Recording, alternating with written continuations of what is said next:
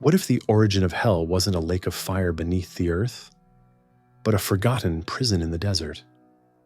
A place where jagged rocks pierce the sky and an angel lies bound in eternal darkness, buried under stone, waiting for the end of all things. Picture this: the angel Raphael, healer and divine enforcer, drags a once luminous being through realms of fire and shadow. This prisoner, Azazel, had walked among humanity as a teacher, revealing the secrets of metalwork and weaponry, cosmetics and enchantments, knowledge that transformed civilization and corrupted it in equal measure. Now, divine judgment has come.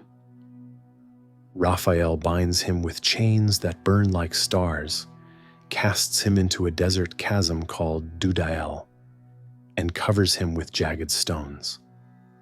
There, in absolute darkness, Azazel will remain until the final day of judgment, when he'll be thrown into a furnace of eternal fire. But here's the paradox that's haunted theologians and mystics for 2,000 years.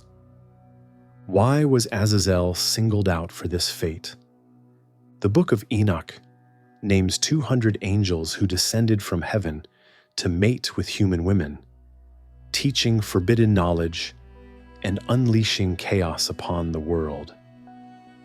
Yet while others were merely bound or punished, Azazel alone was buried alive in the desert, transformed from light-bearer to prisoner, from teacher to prisoner zero of cosmic containment.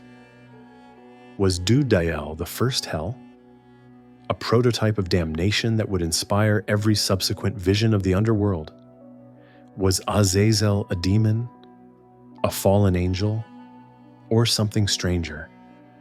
An archetype of dangerous knowledge that humanity could never safely possess? And perhaps most unsettling, why does his punishment feel so familiar, so resonant with our own attempts to contain forces we've unleashed but cannot control? Today we're going to descend into Dudael, into the mystery of Azazel's chains. We'll trace his story from ancient Hebrew texts to medieval grimoires, from the scapegoat ritual of Leviticus to modern myths of fallen angels.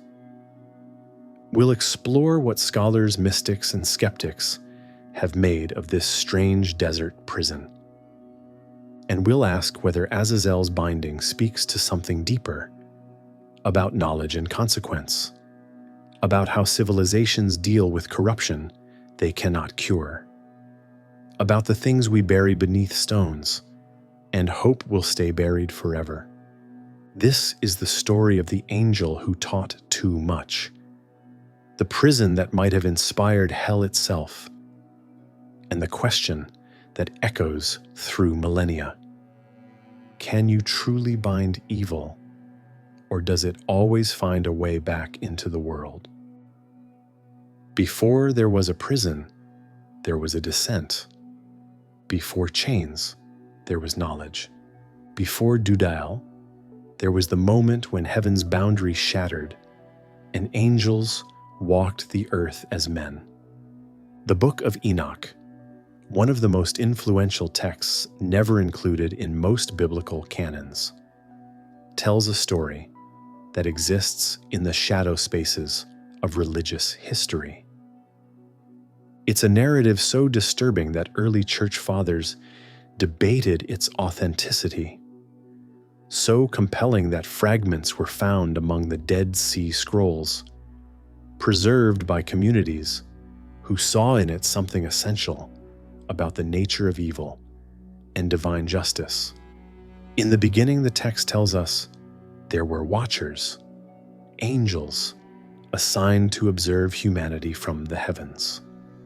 But observation turned to obsession, led by their chief, Shemihaza. 200 of these celestial beings made a pact on Mount Hermon, swearing an oath bound by mutual curses. They would descend. They would take human wives. They would know what it meant to be mortal, physical, earthbound. But the text names one watcher whose crime transcended even this cosmic transgression: Azazel. While the others merely descended, Azazel taught. And what he taught changed everything. The Book of Enoch is precise, almost forensic, in cataloging his curriculum of corruption. Azazel taught men to forge swords and knives, shields and breastplates, the entire technology of warfare. Before Azazel, the text implies, violence was primitive, limited by the fragility of human hands and the crudeness of stone. After Azazel, humans could kill with precision, with range, with instruments designed for nothing but death. But the teaching didn't stop with weapons. Azazel revealed to women the arts of adornment, bracelets and ornaments, the use of antimony to enhance the eyes, the application of precious stones and choice dyes. Some ancient interpreters saw this as mere vanity, the corruption of natural beauty into artificial allure. Others recognized something more profound. Azazel taught the manipulation of appearance, the crafting of illusion, the power of surfaces to deceive. He taught, the text says, all unrighteousness. The phrase is deliberately vague, vast enough to encompass every deviation from divine law.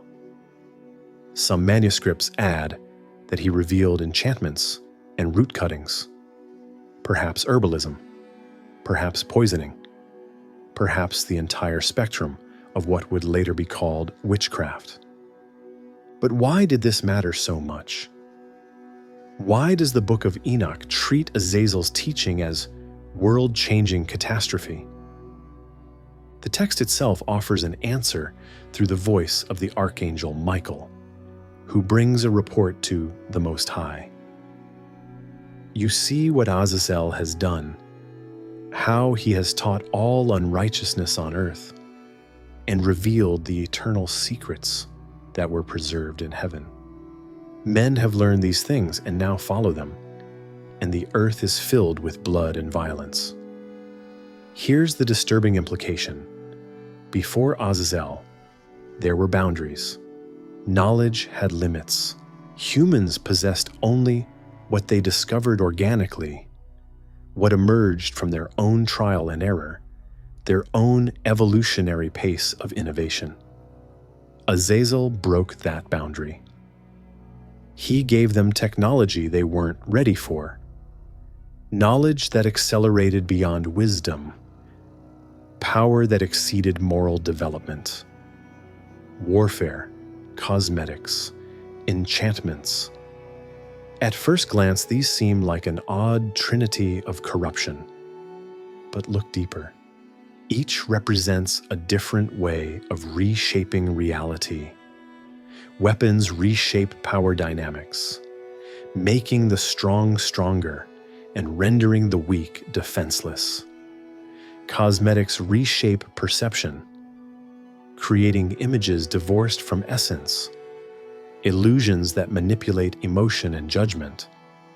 Enchantments reshape hidden forces, claiming mastery over realms, natural or supernatural, that humans were meant to approach with humility, if at all. Azazel's crime, then, wasn't simply sharing secrets.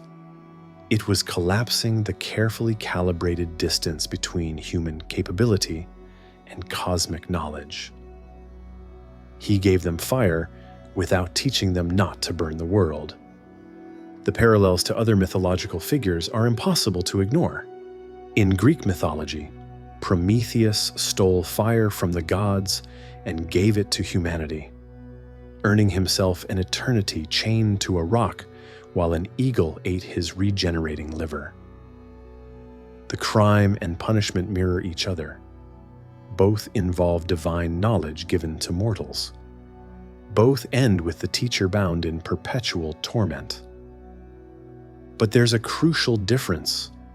Prometheus is often celebrated as a hero, a benefactor of humanity who sacrificed himself for human advancement. Azazel receives no such redemption in the texts that name him. He's corruption incarnate, the vector of violence and vanity. Why the difference? Perhaps because fire in Prometheus's myth is merely technology, dangerous but ultimately neutral, capable of warming homes or burning them down depending on human choice. Azazel's teachings, by contrast, seem inherently corruptive. Weapons are designed to harm. Illusions are meant to deceive. The knowledge itself carries moral weight. Or maybe the difference lies in the results. Prometheus's gift led to civilization's light. Azazel's teaching, according to Enoch, led to the flood, to violence so pervasive that God resolved to wash the earth clean and start again. But was Azazel acting alone? The text is ambiguous on motive. Did he descend to corrupt humanity deliberately, a malevolent intelligence bent on destruction? Or did he fall in love, like Shemihaza and the others, and then rationalize his transgression by becoming useful, by giving gifts, by making himself indispensable to the humans he'd chosen to live among? Some scholars see in Azazel's teaching an echo of something more mundane and more tragic. The cultural exchange that happens when a technologically advanced civilization encounters a less developed one. The newcomers share their knowledge, genuinely or manipulatively, and the receiving culture transforms, sometimes for good, often catastrophically. The gift of metal weapons to societies that had only stone. The introduction of alcohol or addictive substances to communities with no inherited resistance. The teaching of warfare tactics that turn sporadic violence into systematic genocide. Azazel, in this reading, is less demon than colonizer, less supernatural evil than historical archetype. His crime isn't supernatural corruption, but the familiar human pattern of giving power without wisdom, technology without ethics, knowledge without the slow cultural adaptation. That makes it safe. But the text doesn't let us rest in purely historical interpretation. Because what happens next isn't political or military, it's cosmic. The earth cries out. The text is vivid. The souls of men made their suit saying, "Bring our cause before the Most High." It's not just that violence has increased or that societies have been destabilized. Reality itself has been wounded. The boundary between heaven and earth, carefully maintained since creation, has been breached. And the breach is spreading. The Watchers and human women produce offspring. The Nephilim, giants who consume everything, then turn to consuming humanity itself. These hybrid creatures, neither fully human nor fully angelic, represent the ultimate boundary violation. They're category errors made flesh, living proof that some knowledge, some unions, some breaking of cosmic order produces only monsters. And at the center of it all, the text keeps circling back to one name, Azazel. Not Shemihaza, who led the initial descent, not the other Watchers who fathered the Nephilim. Azazel, whose crime was teaching, whose sin was revelation, whose fall would require a punishment like no other. So the question lingers as we prepare to follow Raphael into the desert. What did Azazel really do? Did he corrupt humanity with forbidden knowledge, or did he simply accelerate what we would have discovered ourselves, collapsing centuries of gradual development into a generation of chaos? Was he evil, or merely reckless? A demon, or a teacher who underestimated how dangerous the truth could be? The answer might lie in the prison that bears his name, in the darkness beneath the desert stones, in the place called Dudael, where an angel was buried alive to stop what he had started. But stopping something and containing it aren't the same thing. And containment, as we're about to discover, has its own disturbing implications. The divine response to Azazel's transgression wasn't immediate annihilation. It was something stranger, more specific, more deliberately crafted. Imprisonment. Eternal, inescapable, buried alive imprisonment in a place whose very name evokes judgment. The Book of Enoch records the moment with stark precision. God summons Raphael, not Michael the warrior, not Gabriel the messenger, but Raphael the healer. The choice is significant. This isn't a military operation or a declaration of war. It's a surgical procedure, the removal of a contamination that threatens the entire system. The command is specific. Bind Azazel hand and foot and cast him into the darkness. Make an opening in the desert, which is in Dudael, and cast him in there. Place upon him rough and jagged rocks, and cover him with darkness.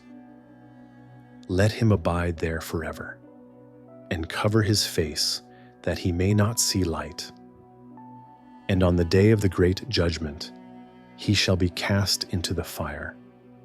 Let that sink in for a moment. This isn't simply imprisonment.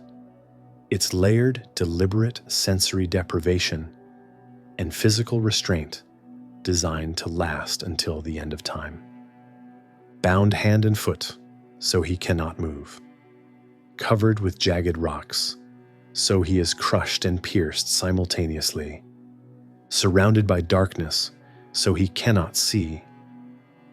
Buried in the desert, that most liminal and empty of places, far from the humanity he corrupted. And Raphael carries out the sentence. But where exactly is Dudael? The name itself is mysterious, possibly derived from Hebrew roots meaning God's cauldron or boiling pot of God. Some scholars suggest it means armory of God, linking it directly to Azazel's crime of teaching weaponry, imprisoned in the very concept he corrupted. Others see it as place of judgment, or even connect it to Aramaic words for breast or bosom, suggesting a return to Earth's womb, a cosmic abortion of a creation gone wrong. The text locates it simply as the desert, but not just any desert. Ancient interpreters have variously identified it with the wilderness, where the scapegoat was sent on Yom Kippur, the desolate places east of Jerusalem, or entirely otherworldly locations accessed through physical geography, but existing in spiritual dimensions. Here's what's crucial. Dudael isn't described as underground in the sense of a cave or a cavern. It's in the desert, under rocks. This matters because it means Azazel isn't imprisoned in some separate underworld dimension. He's here on Earth, beneath the surface, covered and contained, but still part of the physical realm he descended to. Think about what this implies. While humans walk the desert above, while caravans pass through and nations rise and fall, Azazel lies beneath the stones, conscious, aware, unable to move or see or escape. It's not the merciful oblivion of death. or the distant exile of banishment to another dimension. It's eternal, aware imprisonment in the very world he corrupted, forced to endure until the final judgment. Some ancient interpreters saw this as exquisitely just. Azazel taught humanity to reshape the earth with weapons and tools. Now the earth itself becomes his prison, reshaped into chains and walls. He revealed secrets about manipulation and power. Now he is completely powerless, more manipulated by divine will than any human he ever deceived. He sought to bring heavenly knowledge down to earth. Now he's literally crushed under earthly weight, buried in matter, bound by the very physicality he embraced. But other readers found something disturbing in this arrangement. If Azazel is imprisoned on earth, not destroyed or exiled to some separate hell dimension, does that mean his influence persists? Can corruption be truly contained, or does it seep through the rocks like groundwater, contaminating everything above? The Book of Enoch seems aware of this problem.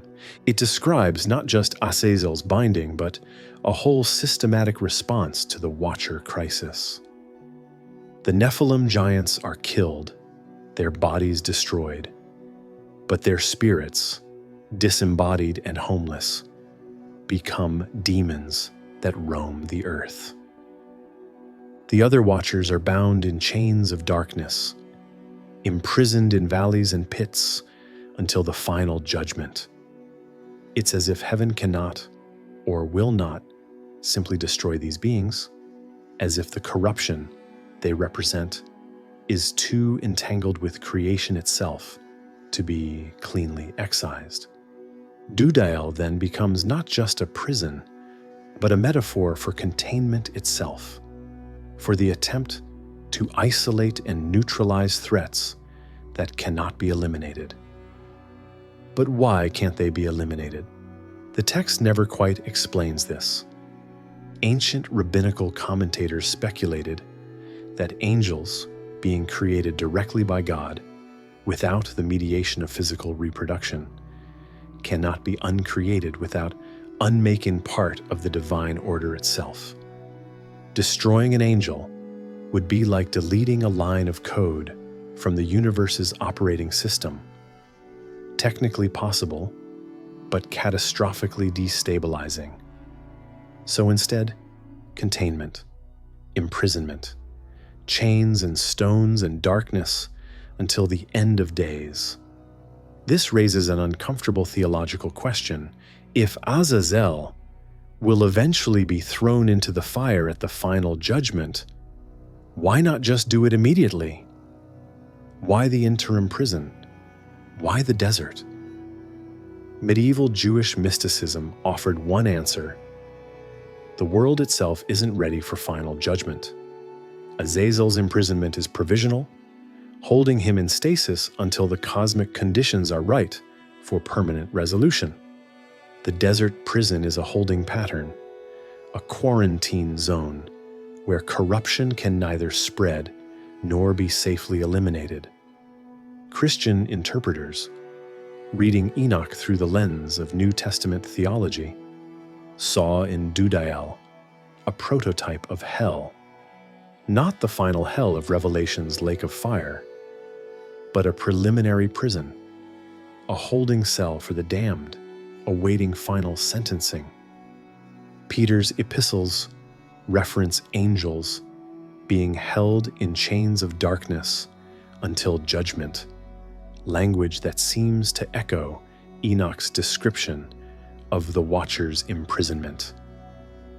But there's another interpretation, one that treats Dudael not as theological geography, but as psychological archetype. Carl Jung and his followers saw in Azazel's binding an image of repression, the violent suppression of shadow aspects of the psyche. Azazel represents knowledge that consciousness cannot integrate violence, deception, transgression. Rather than processing this knowledge, rather than developing wisdom to handle it safely, the divine response is to bury it, to lock it away, to pretend it doesn't exist. But repression, Jung taught, is never permanent. What we bury in our psychological desert doesn't disappear. It merely waits, festering, gaining power from its suppression, until it erupts in ways more destructive than if we'd faced it honestly from the start. In this reading, Dudael is the unconscious, and Azazel is the return of the repressed. Violence and manipulation and forbidden knowledge that civilization tries to forget. It tries to bind with moral codes and legal systems and social taboos, but can never truly eliminate, because it's part of the structure of reality itself. From this perspective, the question isn't whether Azazel can escape. It's whether the prison was ever anything but illusion, whether binding and burying corruption does anything except make us feel safer while the rot continues beneath. But let's return to the specific, visceral reality of the text. Raphael doesn't just imprison Azazel. He covers his face so he cannot see light. This detail haunts the imagination. Light in biblical cosmology isn't just illumination. It's the first creation, the fundamental good, the presence of divine order. To be denied light is to be denied existence itself, as if Azazel is being slowly erased from reality without the mercy of actual destruction. And the rocks are specifically described as rough and jagged, not smooth stones but piercing, cutting fragments that wound as they contain. The prison itself is punishment. Every moment an agony of crushing and cutting, darkness and isolation. Yet the text never tells us what Azazel thinks or feels during all this. There's no speech, no pleading, no curse or prophecy. He's dragged and bound and buried, and then silence. The narrative moves on to other watchers, other punishments, the cleansing flood. Azazel vanishes into the darkness beneath the desert, and we're left to imagine what existence in Dudael might be like. Some medieval texts couldn't resist filling that silence. Arabic and Islamic traditions that absorbed Jewish angelology sometimes portrayed Azazel as defiant in his chains, still proud, still believing himself right to have taught humanity, even if the cost was eternal torment. These versions transform him into a tragic figure, a Prometheus who regrets nothing, who would do it again even knowing the price. Other traditions imagined him as penitent, spending eternity in desperate prayer for forgiveness that will never come, a cosmic example of justice without mercy, of transgression so severe that no amount of remorse could ever balance the scales.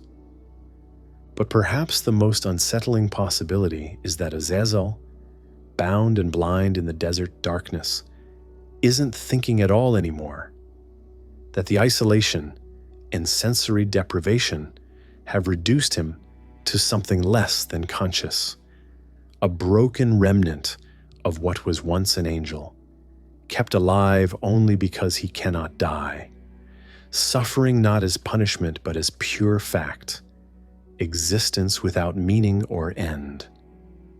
Whatever the truth of his inner state, the outer reality is clear. Dudael is a prison unlike any other. It's not a place of rehabilitation or correction. There's no parole, no good behavior that could earn release. It's pure containment, indefinite detention, a solution to a problem that cannot be solved by any other means. And that raises the question that will haunt the rest of our exploration. What does it mean that the divine response to corruption was not purification or destruction, but imprisonment? What does it say about the nature of evil, that it must be buried rather than eliminated?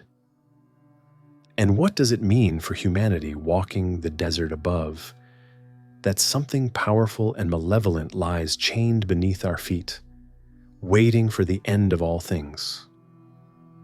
We'll return to these questions, but first, we need to understand how Azazel's story connected to one of the most important rituals in ancient Jewish practice, a ritual where his name was spoken aloud once a year in the holiest place on earth. Here's where the story takes a strange turn into actual religious practice. Because Azazel isn't just a figure in apocryphal texts, his name appears in the Hebrew Bible itself, spoken annually in one of Judaism's most sacred rituals. The Book of Leviticus, chapter 16, describes the ceremony for Yom Kippur, the Day of Atonement. The high priest takes 2 goats. He casts lots over them, 1 lot for the Lord, 1 lot for Azazel.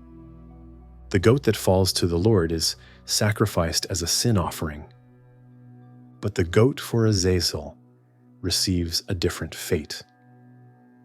The high priest lays both hands on the living goat's head and confesses over it all the iniquities of the children of Israel and all their transgressions, all their sins.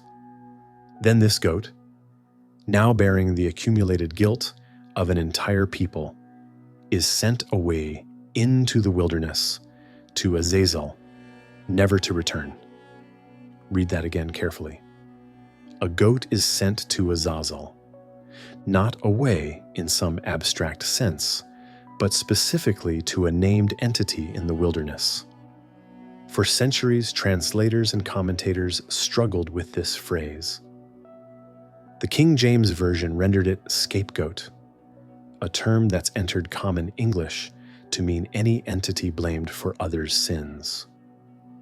But this translation obscures what the Hebrew actually says, le Azazel, for Azazel, or to Azazel. Who or what is this Azazel that receives the sin-bearing goat? Some early rabbinical interpretations tried to diffuse the text's strangeness by treating Azazel as a place name, the rocky wilderness where the goat was sent, rather than an entity. The Mishnah describes a cliff called Azazel, where the goat was pushed to its death, transforming the ritual from sending something to someone into simply disposing of it in a specific location. But others saw deeper, darker implications. The ancient Book of Enoch wasn't canonical scripture, but its stories circulated widely in Second Temple Judaism. Readers familiar with Enoch would have recognized the name immediately. Azazel, the fallen angel buried in the desert. And suddenly the ritual gains layers of meaning. The goat isn't just being disposed of. It's being sent back to the source of corruption itself. The sins confessed onto it, including, presumably, the violence and deception that Azazel originally taught, are being returned to their teacher. It's as if each year, humanity gathers up all the consequences of his teaching and sends them back to where they came from, a ritualized middle finger to the angel whose gifts became curses. Or is it something more complex? Some scholars read the ritual not as sending sins back to Azazel, but as propitiating him, offering him something to keep him satisfied, to prevent his corruption from spreading further. In this interpretation, the goat is less cursed than tribute, less punishment than payment. The message isn't, take back what you gave us, but here, this is yours, now leave us alone. This reading transforms the ritual into something almost pagan, a bargain struck between Israel and a powerful desert entity. It's not worship exactly. The text is clear that Azazel's goat isn't sacrificed the way the Lord's goat is, but it's acknowledgement, recognition that Azazel exists and has some claim or power that must be addressed. Medieval Jewish commentators were deeply uncomfortable with this interpretation.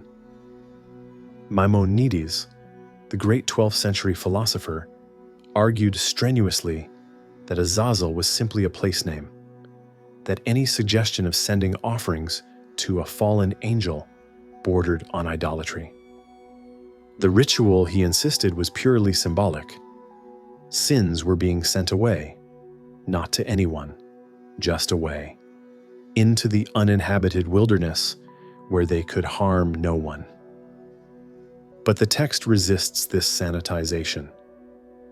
When Leviticus says one lot for the Lord and one lot for Azazel, it uses parallel grammatical structure. Whatever Azazel is, he's being treated as a counterpart to the Lord, not equal obviously, but coordinate, a second pole in a cosmic binary. This parallelism is so striking that some ancient and medieval mystical texts developed elaborate theologies around it. Azazel, in these systems, becomes the other side, the Sitra Achra, the realm of impurity and judgment that balances the realm of divine mercy and purity. He's not random evil, but necessary evil, the shadow that defines the light, the left hand of God that metes out harsh justice, while the right hand offers compassion. Sending the goat to Azazel, then, becomes a kind of cosmic sorting, returning to the realm of judgment and impurity what belongs there, keeping separate what should never mix. It's not appeasement or punishment, but boundary maintenance, an annual ritual that reinforces the division between holy and profane, pure and impure, divine and demonic. But there's an even stranger layer to explore. The timing of the ritual matters. Yom Kippur occurs on the 10th day of Tishrei, the 7th month of the Jewish calendar. 10 days earlier is Rosh Hashanah, the new year, when Jewish tradition says, God opens 3 books, one for the righteous, one for the wicked, and one for those in between. The 10 days between Rosh Hashanah and Yom Kippur, the days of awe, are when fates are being decided, when repentance might still shift someone from one book to another. The scapegoat ritual comes at the climax of this period. It's the moment when the slate is wiped clean, when accumulated sin is removed, so judgment can proceed on a person's present state rather than their past burden. In this context, sending sins to Azazel takes on yet another meaning. He's not just the teacher of sin, but its collector, the cosmic accountant who keeps the ledger of human corruption. Once a year, the books are cleared, the debts are symbolically transferred, and humanity gets to start fresh. But the debt doesn't disappear, it's relocated, sent to the prison in the desert where the original corrupter lies bound. Does this mean Azazel, in some sense, is being punished annually with humanity's sins? Or is he being fed, sustained by the very corruption he started, growing stronger in his chains with each goat sent his way? The text doesn't say. And that ambiguity might be precisely the point, because the scapegoat ritual does something psychologically and socially brilliant. It makes sin concrete. In most moral systems, sin is abstract, internal, invisible. You carry guilt, you feel shame, but there's nothing physical to mark it. The scapegoat changes that. Sin becomes something you can see, touch, transfer to an animal, and watch walk away into the wilderness. Modern psychology recognizes this as externalization, making internal states physically manifest so they can be addressed. The ritual doesn't just cleanse, it provides closure, the visceral experience of seeing your burden removed and taken elsewhere. But externalization has a shadow side. When you put your sins on something else and send it away, you're not just cleansing yourself, you're also denying ownership, refusing to integrate what you've done into your identity. The goat becomes a tool of avoidance, a way to feel forgiven without the hard work of actually changing. And sending it specifically to Azazel adds another layer. You're not just externalizing sin, you're returning it to its source. This isn't really our fault, the ritual seems to say. We learned it from you. Take it back. There's something both honest and evasive in this gesture. Honest because it acknowledges that humans didn't invent corruption from scratch, that we learned violence and deception from somewhere, whether divine teaching or evolutionary heritage or cultural transmission.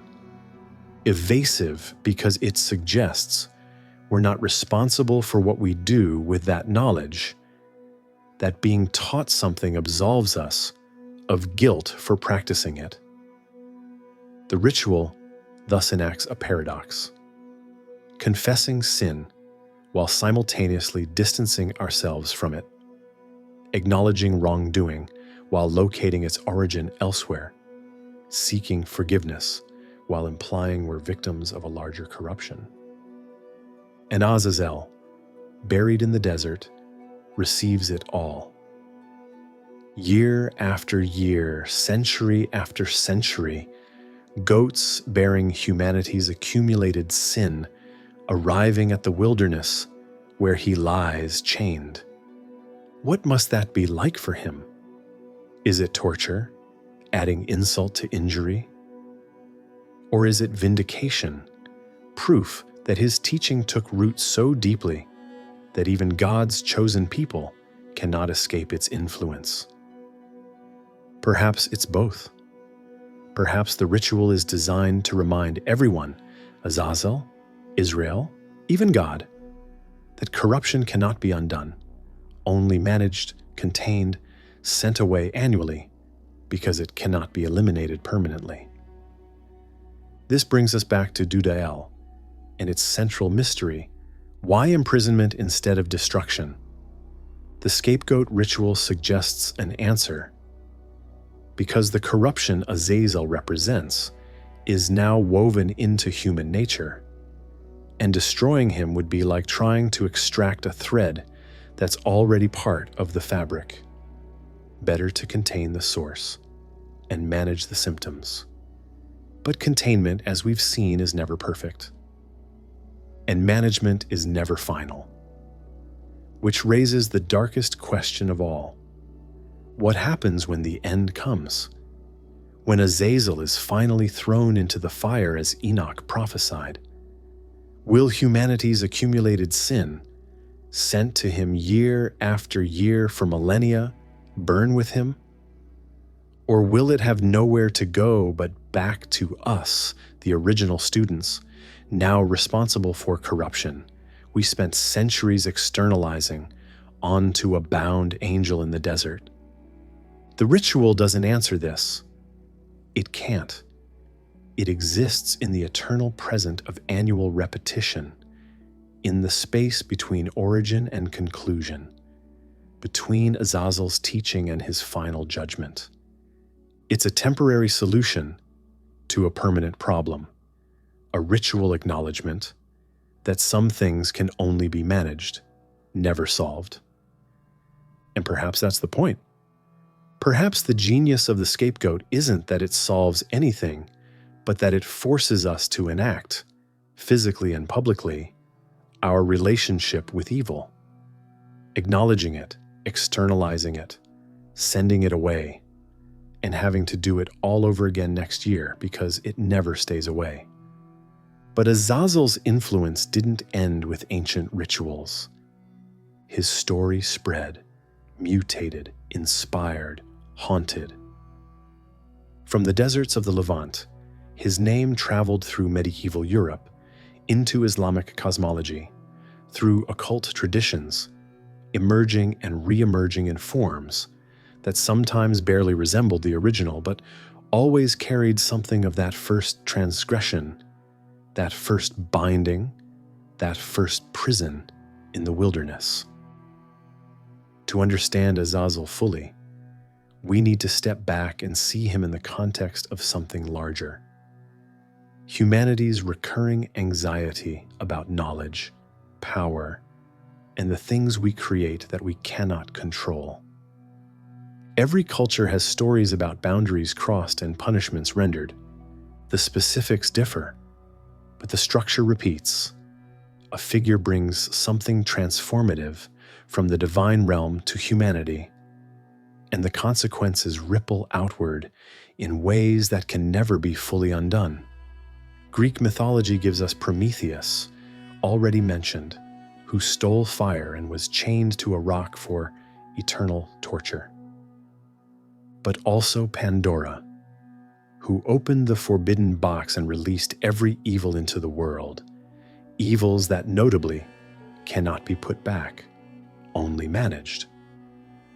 And Icarus, who flew too close to the sun with wings his father built, a parable about technology and hubris and the fatal gap between innovation and wisdom. In Christian theology, Azazel's story echoes and merges with other fallen angels. Lucifer, the light bearer, whose pride led to rebellion and whose punishment was expulsion from heaven. Satan, the adversary, who tempts humanity toward knowledge that God forbade, eating from the tree of knowledge of good and evil, the original act of cosmic disobedience. But here's what's fascinating. Azazel predates these Christian formulations. The Book of Enoch was written centuries before the New Testament in a Jewish context that didn't yet have a developed theology of a singular devil figure. Yet when Christianity absorbed and reinterpreted Jewish apocalyptic literature, Azazel became entangled with Satan and Lucifer, sometimes identified with them, sometimes distinguished, sometimes treated as an earlier name for the same entity. Medieval grimoires and demonologies gave Azazel new roles. In some, he's a high-ranking demon, a teacher of occult arts, a tempter who still carries out the work he began before his imprisonment. In others, he's the standard bearer of infernal armies, a position of honor in hell's hierarchy. The binding in Dudael seems to have been forgotten or reinterpreted as a temporary setback rather than eternal imprisonment.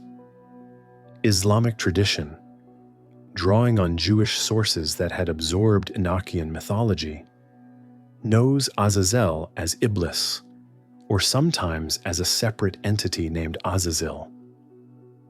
The Quran describes Iblis's fall in terms of pride. He refused to bow to Adam when commanded by Allah. But some Islamic commentaries connect this to the Watcher tradition, suggesting that the angel's descent and corruption of humanity preceded and led to the more dramatic rebellion. What's striking across all these traditions is the persistence of certain themes: teaching, transgression, punishment, and the question of whether the teacher regrets what he's done. In Milton's Paradise Lost, Satan, who inherits much of the Azazel Lucifer tradition, famously declares, "Better to reign in hell than serve in heaven." It's a statement of defiant pride, refusing to acknowledge error even in the face of eternal consequences. Some readers see this as admirable, a refusal to be broken, a commitment to freedom even if it means damnation. Others see it as the root of all evil, pride so absolute that it cannot learn, cannot grow, cannot admit wrongdoing, even when the evidence of catastrophe is overwhelming. Does Azazel share this defiance? The texts give us no speech, no internal monologue. But the punishment suggests something. If he were repentant, if he acknowledged his transgression and sought forgiveness, would the same imprisonment be necessary? Or is the point precisely that he cannot or will not repent, that containment is the only option when reformation is impossible? This brings us to a parallel that might seem surprising: the myth of Pandora's box. In Hesiod's version, Pandora is created by the gods as punishment for humanity receiving the stolen fire. She's given a jar, mistranslated as box, containing all evils, and told never to open it. Of course she does. Evils fly out, disease, death, toil, all the hardships that plague human existence. Pandora slams the lid shut, but it's too late. Everything has escaped except one thing: hope, which remains trapped inside. The parallel to Azazel is intriguing. Like the jar, Azazel is a container, only he contains not the evils themselves, but the knowledge of how to perform them, the technological and mystical capability that makes evil effective and large-scale. His imprisonment in Dudael is like sealing the jar, an attempt to keep the worst corruption from spreading further. But just as Pandora couldn't contain what was already released, Azazel's binding doesn't undo what he taught. The knowledge is out, the weapons exist, the techniques of deception and manipulation have been learned. You can imprison the teacher, but the students still remember the lessons. And what of hope trapped in Pandora's jar? What's the equivalent in Azazel's story? Perhaps it's the promise of final judgment, the idea that his imprisonment is temporary, that ultimate justice will eventually be served. Or perhaps hope is precisely what's missing from his story: no redemption, no second chance, no possibility of anything except endless imprisonment followed by destruction. In psychological terms, Jungian analysts have long noted that myths of containment and binding reflect our attempts to manage aspects of ourselves that we fear but cannot eliminate. Azazel represents the shadow, the violent, manipulative, transgressive parts of human nature that civilization requires us to suppress, but that remain part of our psyche. Imprisoning Azazel in the desert is like repressing these tendencies into the unconscious. We cover them with the rough and jagged rocks of moral prohibitions, social taboos, legal codes. We surround them with the darkness of denial, refusing to acknowledge their presence or power. We bind them hand and foot with habit and conditioning, trying to make them immobile, unable to act. But psychoanalytic theory teaches us that what's repressed doesn't disappear. It festers in the unconscious, gaining power from being unacknowledged, erupting in dreams and symptoms, and sudden violent outbursts when the containment fails.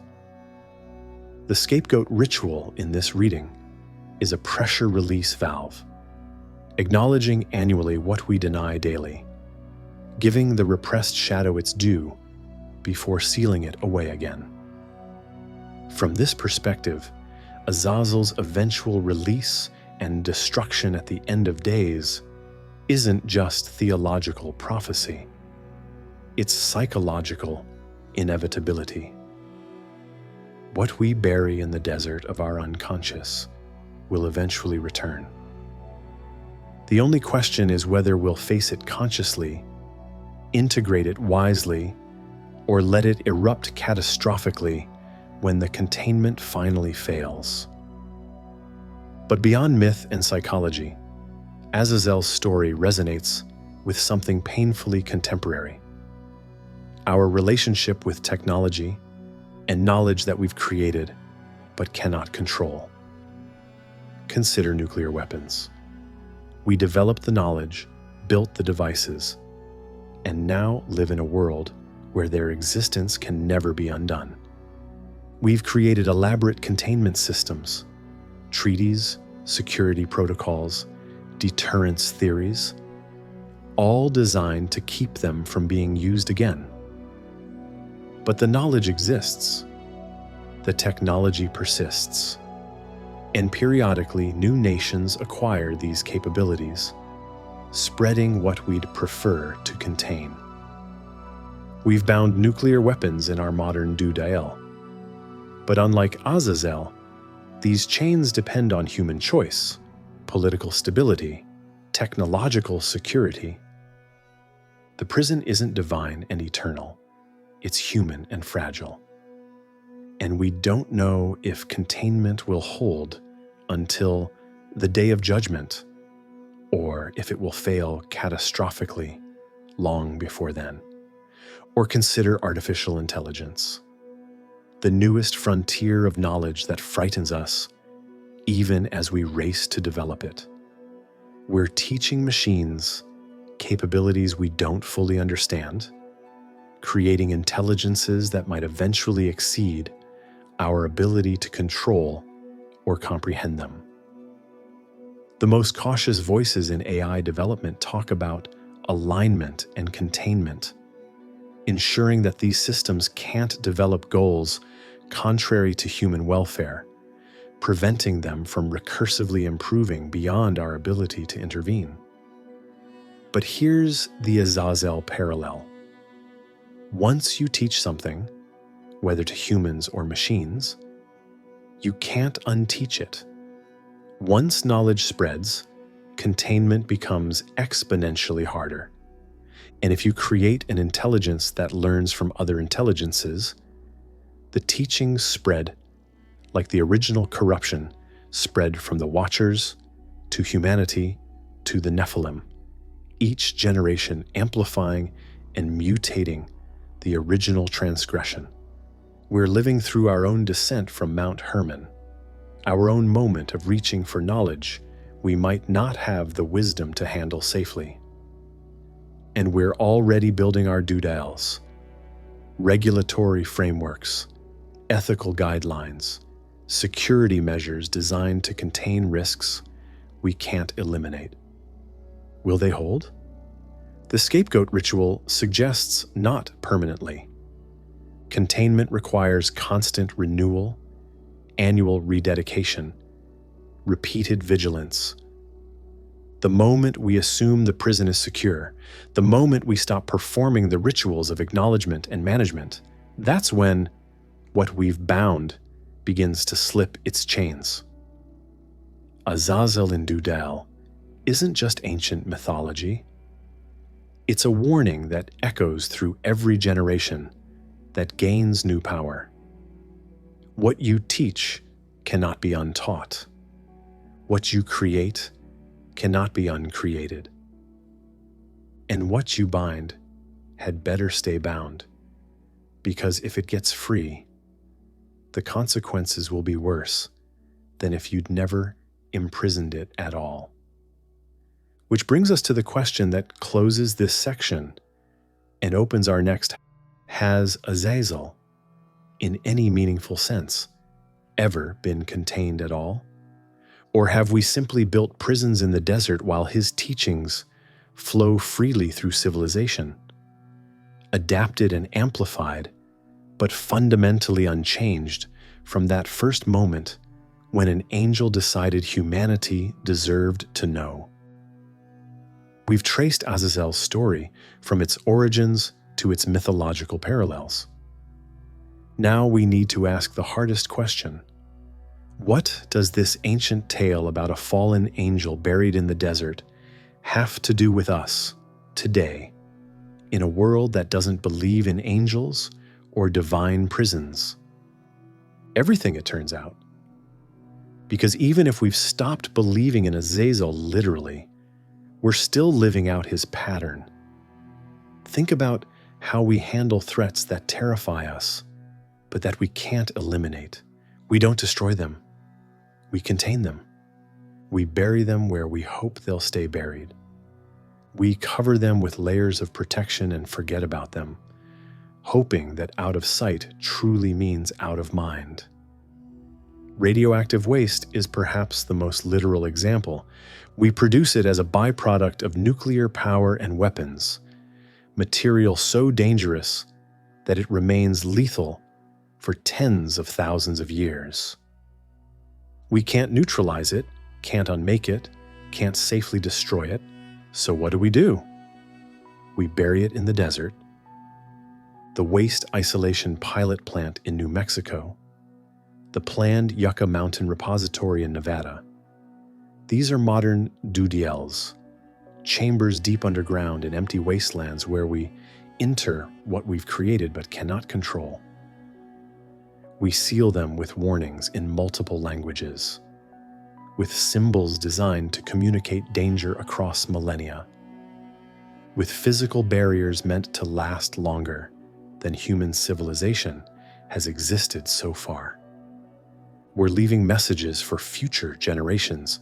Do not dig here, do not enter. Danger lies beneath. Messages eerily similar to the warnings that might have surrounded Dudael. An angel is bound here. Do not release him. Judgment has been pronounced.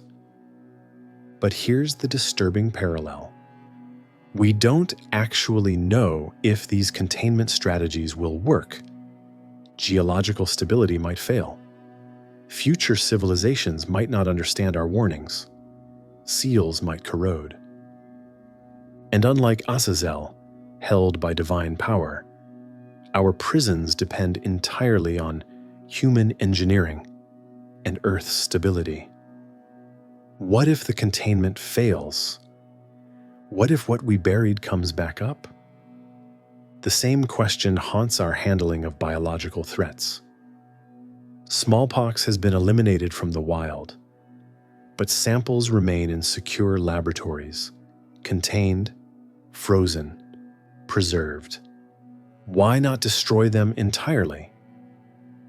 The official reason is research. We might need them to develop future vaccines or understand emerging diseases. But the real reason is darker. We're not entirely sure we've found all the samples. And we're not entirely sure that destroying what we have would eliminate the knowledge of how to recreate it. So we contain it. We bind it in freezers and biosafety protocols and international treaties. We create layers of security, redundant safeguards, human and technological checks. We build modern chains and jagged rocks around a microscopic prisoner, hoping it stays imprisoned forever. But smallpox is just one pathogen among millions. We've identified thousands of dangerous organisms, from Ebola to novel coronaviruses. Each discovery presents the same dilemma. Do we try to eliminate it entirely, or do we contain it for study?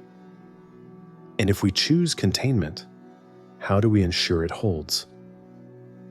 The COVID-19 pandemic taught us how fragile these containments can be.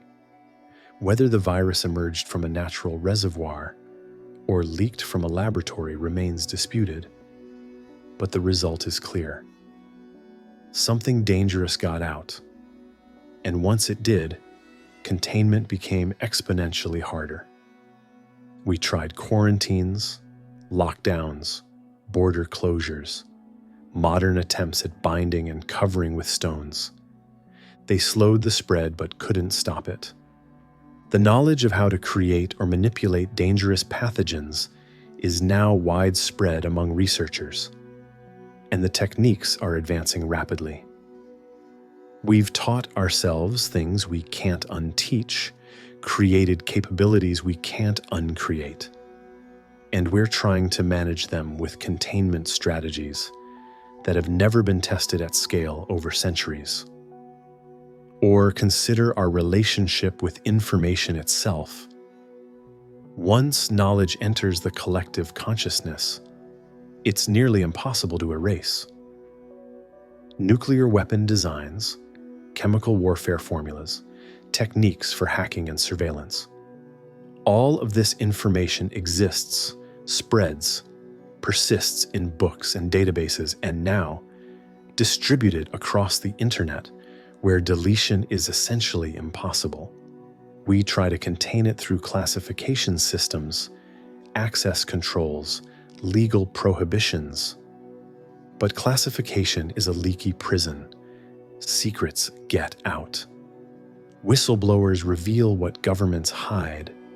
Hackers breach systems. And once information spreads beyond a certain critical mass, containment becomes futile. The Azazel pattern repeats. Someone teaches what shouldn't be taught, and suddenly you can't put that knowledge back. The best you can do is try to manage who has access. Try to prevent the most dangerous applications. Try to build ethical frameworks and social sanctions around what's known. But here's where the psychological dimension becomes crucial. Because the most insidious prison we've built isn't for external threats, it's for internal ones. We've become experts at binding and burying the parts of ourselves we don't want to acknowledge. Addiction is one form this takes. The substance or behavior that promises transcendence or relief becomes a prison. What starts as choice becomes compulsion, becomes captivity. We try to quit, to contain the problem through willpower or external controls. But addiction has a way of slipping its chains.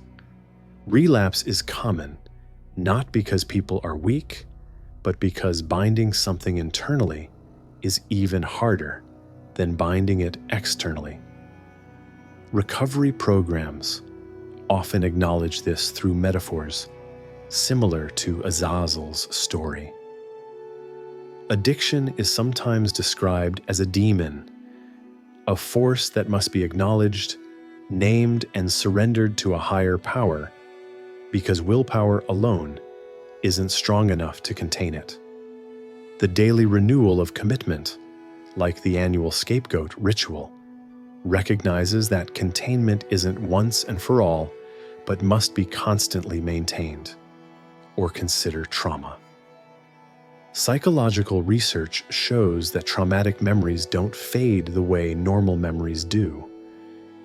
They remain intensely vivid, emotionally charged, ready to erupt into consciousness even decades after the event. Many people respond by trying to bury them, to lock them away in psychic Dudaels, hoping that not thinking about them will make them powerless. But buried trauma doesn't become inactive. It becomes active in different ways. Nightmares, flashbacks, anxiety, depression, self-destructive behaviors. All of these can be the return of what was imprisoned rather than integrated. Therapeutic approaches increasingly recognize that healing requires facing what's been buried, bringing it into light and language rather than simply maintaining the prison. This suggests something profound about the Azazel story. Maybe the tragedy isn't just what he taught or what he did. Maybe the tragedy is the response, the attempt to solve corruption through imprisonment rather than through the harder work of transformation. Because here's what the story never quite explores. What if the alternative to binding Azazel wasn't his destruction but his redemption? What if there was a way to address what he taught, to integrate the knowledge of violence and deception into a broader wisdom that could handle them safely? The text doesn't consider this possibility. Azazel is simply imprisoned, a problem contained rather than solved. And maybe that's because the authors couldn't imagine a solution, couldn't see how knowledge once given could be safely possessed. The only alternative to chaos was containment. And the only alternative to containment was destruction. We're not so different. When we face problems we can't solve, we reach for containment. Prisons for criminals we can't rehabilitate. Psychiatric institutions for minds we can't heal. Nuclear waste repositories for materials we can't neutralize. Quarantines for diseases we can't cure. In each case, the underlying message is the same. This is too dangerous or too broken to fix, so we'll isolate it and hope the isolation holds. Sometimes this is necessary. Sometimes containment is the only ethical option when the risk of release is catastrophic. But the Azazel story should make us ask, how often do we reach for imprisonment when we haven't seriously tried transformation? How often do we bury problems in the desert rather than facing what created them in the first place? And perhaps most importantly, what does it cost us, psychologically and socially, to live in a world full of prisons, a landscape dotted with Dudaels, where we've buried everything we fear but can't eliminate? There's a paranoia that comes from knowing dangerous things are contained nearby. The community near a nuclear waste site never fully relaxes. The knowledge that armed nuclear warheads exist in silos scattered across the country creates a background hum of anxiety. The awareness that dangerous pathogens are stored in laboratories, that violent prisoners are held in nearby facilities, that our own traumas are barely suppressed beneath conscious awareness. All of this creates a sense that we're living atop something that could erupt. Azazel, bound in Dudael until the final judgment, becomes a symbol for all of this. The contained but not eliminated, the imprisoned but still present, the buried but not dead. His chains are our treaties and codes and locks and therapeutic techniques, holding back what we cannot afford to release, but don't know how to truly resolve. And the final judgment, for Azazel, it's the day when he's thrown into the fire, when containment gives way to ultimate destruction. For us, it might be the moment when containment fails, when the waste leaks, when the weapons launch, when the pathogen escapes, when the addiction overwhelms, when the trauma erupts. Or it might be the day we find a way to transform rather than merely bind. But transformation requires facing what we've buried. It requires bringing into light and language what we've covered with darkness and stones.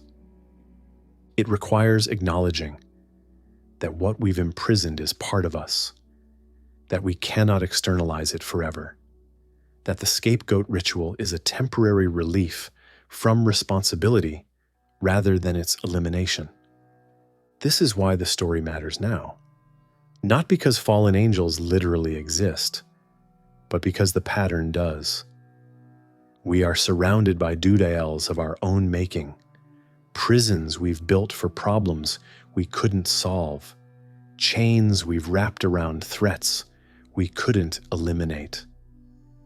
And like the ancient Israelites, we perform our rituals of containment, annual safety inspections, periodic security reviews, regular therapy sessions, hoping that constant vigilance will be enough. But the question remains, is containment enough? Or are we simply delaying an inevitable confrontation, pushing the problem to future generations, hoping that they'll have the wisdom or the power to finally resolve what we could only imprison? Azazel, lying chained beneath the desert for millennia, is either a warning or a prophecy. A warning that some problems cannot be solved by burial. Or a prophecy that everything we try to contain will eventually need to be faced, and that the longer we wait, the more powerful and terrible that confrontation will be. So we return to where we began, a fallen angel bound in the desert, covered with jagged stones, surrounded by darkness, waiting for the end of days. But now we can see this image differently, not just as ancient mythology, but as a mirror reflecting our deepest strategies and failures. Azazel's crime was teaching.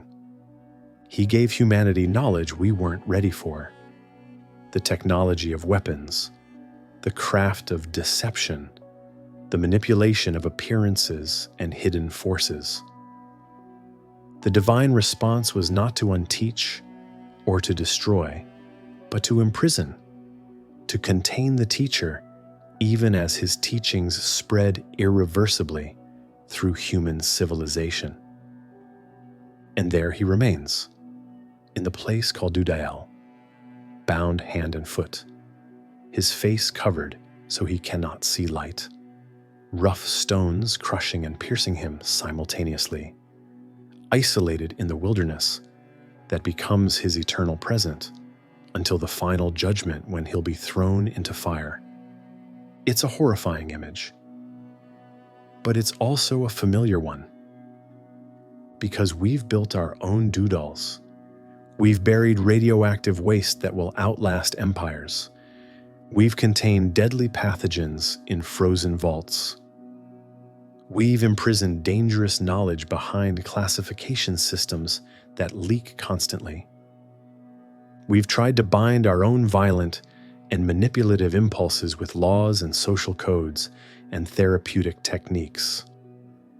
And like the ancient texts, we've created rituals of acknowledgement, annual safety reviews, periodic evaluations, regular therapy sessions, yearly remembrances of catastrophes past, that recognize containment isn't permanent, that what we've buried requires constant vigilance to keep buried.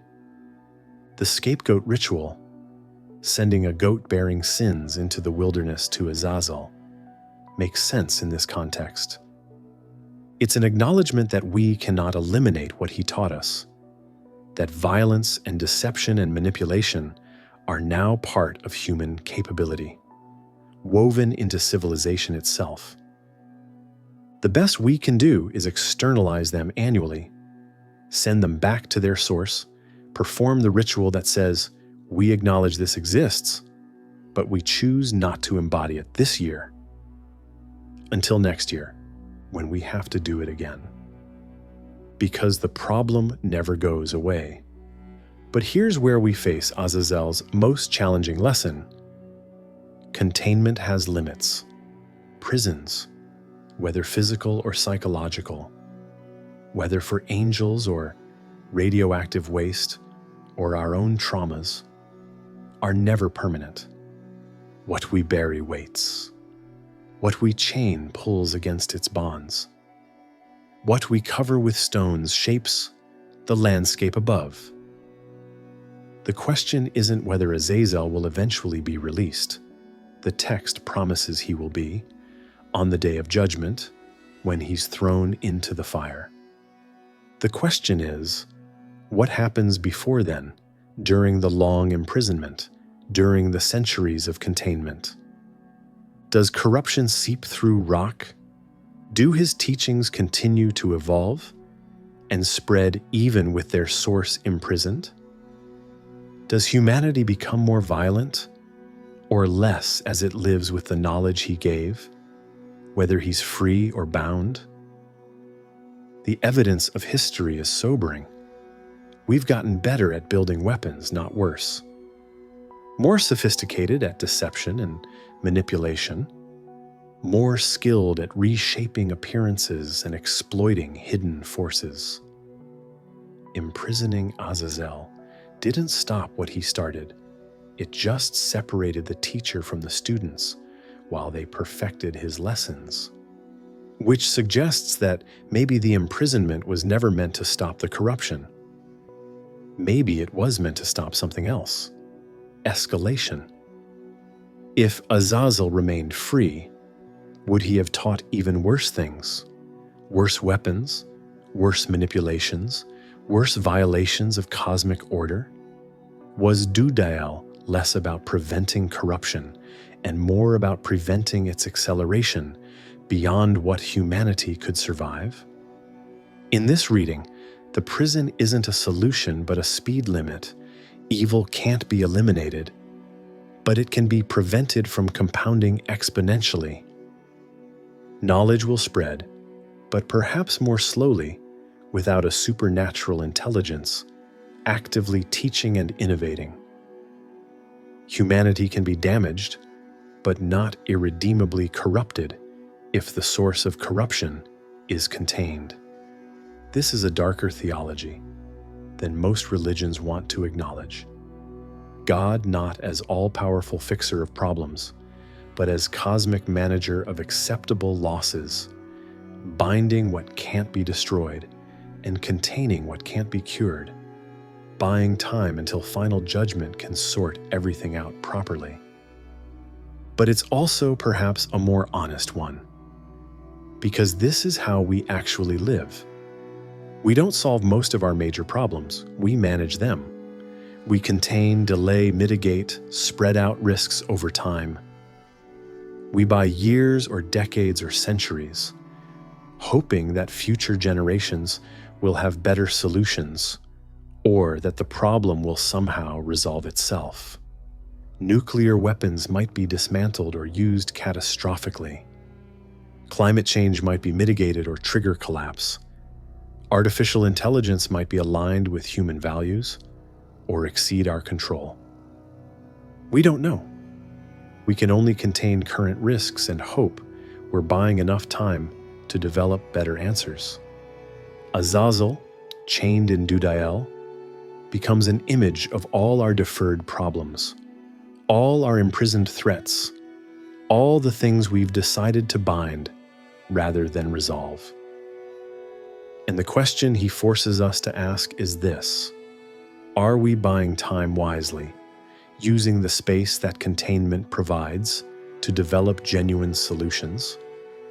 Or are we just procrastinating, pushing problems to future generations, hoping we'll be dead before the chains finally break? The text gives one more detail that's worth sitting with. Azazel's face is covered. He cannot see light. This isn't just cruelty, it's symbolically important. Light, in biblical cosmology, is the first creation, the fundamental good, the presence of divine order. To be denied light is to be denied existence in its fullest sense. But it also means Azazel can't see what's happening above him. He can't see humanity struggling with the weapons he taught them to forge. He can't see the wars and genocides, the manipulations and deceptions, the full scope of what his teaching became. He's isolated not just physically, but informationally, cut off from feedback, from consequences, from the results of what he started. How many of our own containment strategies do the same thing? We bury waste where we don't have to see it. We imprison criminals where they're out of sight and mind. We repress traumas so consciousness doesn't have to face them. We classify information so most people don't know the dangers exist. Covering Azazel's face isn't just punishment, it's denial. If we can't see, then maybe we can pretend the problem isn't as bad as it is. Maybe we can imagine the prison is working perfectly, rather than constantly on the verge of failure. But reality doesn't care about our denial. The waste remains dangerous whether we look at it or not. The imprisoned eventually riot or are released. The repressed trauma shapes our behaviors even unconsciously. And Azazel, blind in his prison, waits in darkness that makes him no less real. So what do we do with this story? How do we live with the knowledge that we're surrounded by Dudaels, that our civilization is built atop buried problems and chained threats, that containment is our best strategy and also our most fragile? Perhaps the first step is simply acknowledgement, not paranoia or despair, but honest recognition. We have created or inherited problems we don't know how to solve. We're managing risks, not eliminating them. The prisons we've built require constant maintenance, constant vigilance, constant renewal of the rituals that keep what's buried from breaking free. The scapegoat ritual models this acknowledgement. Once a year, Israel gathered to explicitly name their sins, place them on the goat, and send it away. It wasn't hidden or denied, but publicly performed, communally witnessed. Everyone knew that evil existed, that corruption was present, that containment was necessary because elimination wasn't possible. We might need similar rituals for our modern Dudaels, not superstitious performances, but honest public reckoning with what we've buried and why, what we're containing and at what cost, what we're deferring and what that means for future generations. And perhaps most importantly, we need to stop treating containment as the final answer. Dudael wasn't meant to be permanent, it was meant to last until the day of judgment, until a final reckoning could properly address what imprisonment merely delayed. We need to keep working toward actual solutions, better answers, transformations that might eventually make the prisons unnecessary. Can radioactive waste be neutralized through advanced technology? Can dangerous knowledge be contextualized through better education? Can violence and manipulation be addressed through cultural evolution rather than merely suppressed through law? These are questions worth asking, even if we don't yet have answers, because asking them means we haven't given up on something better than eternal imprisonment. The alternative is to accept that Dudael is the best we can do, that prisons are our only answer, that containment is the pinnacle of human wisdom, that we'll be forever building new chains for new threats while hoping the old chains hold. And maybe that's true.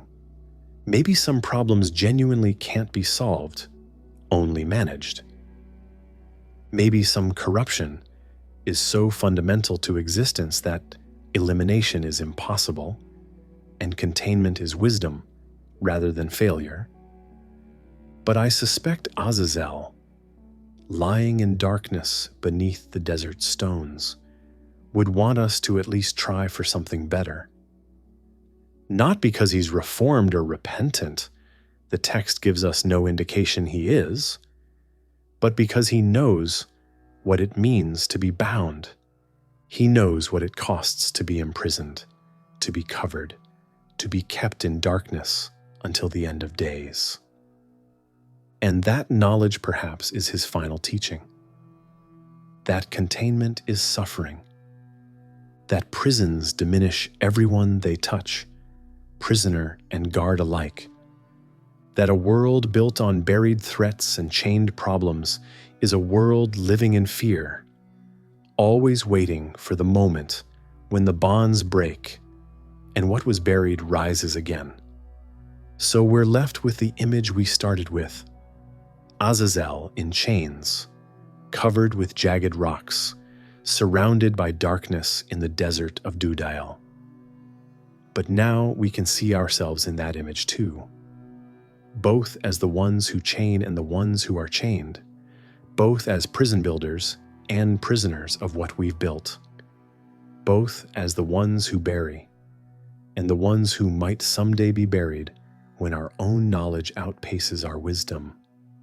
The story doesn't offer easy comfort. It doesn't promise that containment will hold or that final judgment will bring justice rather than destruction. It just shows us a pattern: knowledge given, corruption spread, teacher imprisoned, students continuing the lessons while the teacher lies forgotten in the desert. And it asks us to consider, as we build our own Dudaels and forge our own chains, whether we're solving problems or just delaying catastrophes, whether we're buying time for genuine transformation or just postponing the day when everything we've buried comes back to the surface. That question remains unanswered. Perhaps it has to be. Perhaps each generation must answer it for themselves, performing their own scapegoat rituals, maintaining their own prisons, hoping their chains hold while working toward a day when chains might not be necessary. Until then, Azazel waits. And so do all the things we've bound in darkness, all the threats we've buried in stone, all the problems we've imprisoned rather than solved, waiting for judgment or transformation, for the end of days or the evolution of wisdom. The chains hold. For now. And that for now is all we've ever really had. What will you bind today? And what will you finally set free?